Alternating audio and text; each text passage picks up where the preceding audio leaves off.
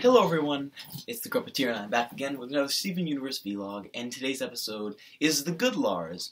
And in this episode, not continuing the events of the last episode, sort of adding on to them, Steven and Lars and Sadie are all invited to a potluck party that's going on at, whose house? Sour Cream's house, yeah. But Dewey invites them. So Dewey invites Lars and Sadie and them to the a potluck that's going on at Sour Cream's house. So earlier that day, Steven actually learned that Lars is incredibly good at baking. So he and Sadie suggest that that Lars make something really nice for the potluck tonight. So he comes up with this recipe that he had as a child, which I can't remember. I think it's an not uve bread. What's uve bread? No, not uve bread. I don't know. It's some sort of it's like a Yule log, but it's purple and it's made of yam. And I think it's a Filipino dish from what I looked it up, and I don't even remember what it was called. I don't know, someone in the comments is going to correct me. It doesn't matter. So he makes this Yule log sort of thing, and, Steven and Sadie eat it right up, so he thinks it'll be fine for the party. So when he and Steven are alone because Sadie went to get her things for the party, he's talking to Steven about how he just wants to fit in with the cool kids. He doesn't really care a lot about how, he perceives himself as much as he cares about how the other people perceive him, especially when he conceals the fact that he enjoys baking and how good he is at baking, because, he hopes that, the cool kids and other people don't think he's lame because he bakes. Don't worry, I collect toys and talk to 50-year-olds about their jobs, so don't worry, Lars, it's all cool. I don't know, whatever. I digress. And so Steven says that if they like you for who you are, then they're your real friends, and if they don't, well, then they're just missing out. And Lars really likes that advice, so Steven and Sadie head to the potluck, and when they get there, Lars isn't there. So Steven leaves Sadie to, chill with the dudes and dudettes, whatever, chill with the cool kids, and he goes to find Lars. Lars is nowhere to be found, but his log is... oh, no, that's not how to say that. But his Yule log it's actually in the trash outside, and it seems like he ditched the party because he was just still too scared to show up. So Steven and Sadie are pretty upset to see that, but Sadie was actually having a really nice time while Steven was gone. She's been hanging out with the cool kids, getting to know them. She was a little hesitant at first to knowing the cool kids, and now she's pretty cool with them. She was chill, she was making music, they were jamming, it was alright. Everyone was happy. And Steven and Sadie pretty much leave that night, and Sadie's really disappointed that, everybody's pretty disappointed that Lars didn't show up. They all wanted to have him, and actually, never mind. Well, no, I guess the thing that whatever. I hate these vlogs. Go away. I don't really hate them. I love you guys. So yeah. Anyway, they split up. They go their separate ways, and it seems that Sadie is being followed by the same strong, muscular creature and Navi that Onion was in the previous episode. And that's where the episode ends. And if you know how the bomb ends, or if you know how the bomb is, then you know what happens. But oh geez, if you haven't, I wonder who these creatures are. So I would, and this is the first time I've seen this episode. I just finished it 2 minutes ago. I don't know, like 3 minutes ago. And I'm really hesitant to look at an episode the first time I watch it and be like, that's one of the best episodes I've seen. That's one of the best ones. Because it usually takes me time for things like this to sink in. And I think that's what makes this episode so special, is I didn't need time. And I didn't need a day or a day's worth of retrospect after the vlog to say that this is one of my favorite episodes. This is an outstanding piece of fiction. Or just an outstanding episode. It's not outstanding fiction. I wouldn't go that far. It's a piece of fiction that is outstanding. It's not outstanding fiction. It's just I like this episode, alright? It's great. And let me address something that a lot of people have asked me to address about Steven Universe. And that's this controversy lately that it's cool to hate Steven Universe.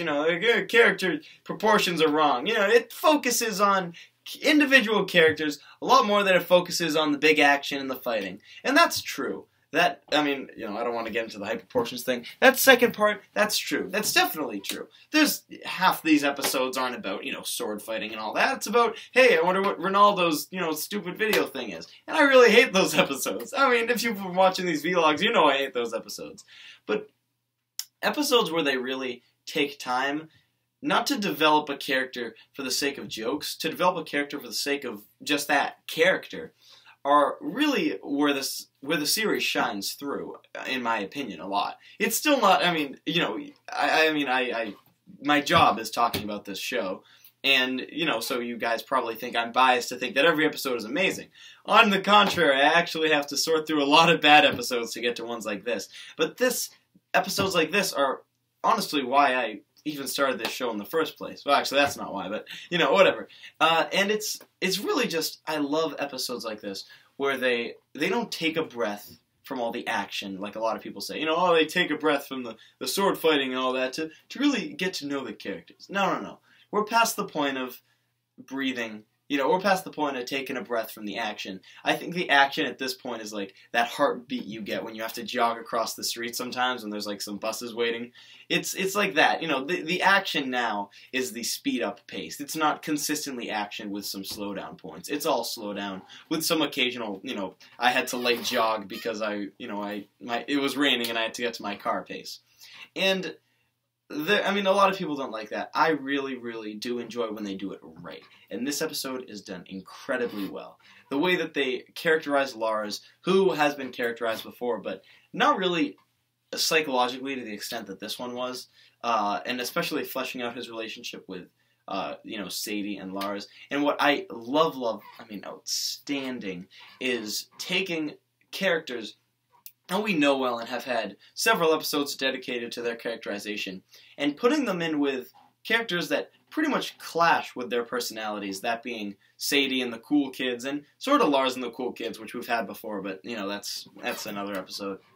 And Sadie and the cool kids, and seeing cool kids, Sadie, label. It's just a label. It's just, I mean, they're still kids. They still like jamming or whatever. You know, Sadie sings along with their jam sesh. It doesn't matter. And that's outstanding. They can take two characters, and they don't have to spend the episode focusing on their relationship, because you know enough about the characters, you can fill in the blanks of what you missed.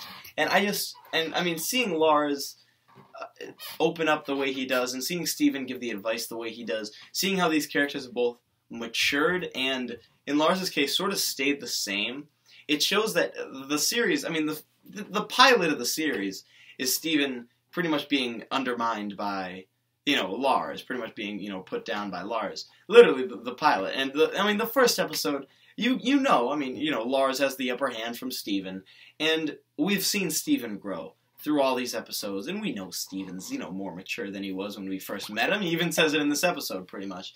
But we always see Lars sort of as the same person no matter what episode goes by, exempt from, you know, Lars and the cool kids, and potentially joking victim, depends. And it's great to see that now it's Steven who's more mature, more experienced, and a lot wiser than Lars is. And Lars was never, you know, some wise sage, but he was always more mature and kind of a lot better than Steven, honestly, and the way he perceived himself. And now we see in this great scene where they're just both sitting at a table and they're just sort of chilling. They're like, you know, hey, they're just sort of opening up to each other. Is that Steven has progressed in his maturity, that he is now more mature than certain teenagers and young adults around him. And those young adults who are around him have sort of enveloped themselves in this, I guess, mindset that they will always stay the same person. And that's unfortunately what Lars is. And Steven's the person who's progressing. And that's sort of seen in the scene in the episode where they're sitting there and he's making a second Yule log. And I think that's outstanding. That's risky. That's a very risky move, is to take that with your show. And that is not something you drop, 10 episodes in. This is the 4th season, 21st episode, 4th season, something like that. This is a very good time to add characters like this. And I would love, I don't know if this is going to happen, I would love if the show went more in a direction of showing Steven interact with people who taught him to get the way he is now. I mean, not the gems, but a lot of people throughout Beach City. I would love to see his maturity, his newfound maturity, intertwine and interact with their maturity and the maturity that pretty much molded him to be the mature person he is. I think that's incredible character building and incredible world building, honestly. And, say all you want about the filler episodes, but this is why they exist. Episodes like this couldn't exist without 10 boring episodes of Lars painfully, stuttering around the cool kids. And I think it's incredible that they take the time to do that. So yeah, a lot of people complain about how bad, and this is pretty much, this isn't really about the episode anymore. A lot of people do complain that there's a lot of filler episodes, and oh, believe me, if anyone knows that, it is me. I hate the filler episodes. I hate the episodes where, hey, Steven, look, it's a tree, let's give the backstory of it. And it's like, no, But this is why those episodes exist. The reason that those episodes exist, 10 episodes I have to sit through and make some vlog about and ramble on, exists so I can make a vlog like this where I can talk about how outstanding that build-up was to make this. So, I love this episode. I think it's amazing. I'll see you guys later. Bye-bye. Oh, chicka chicka.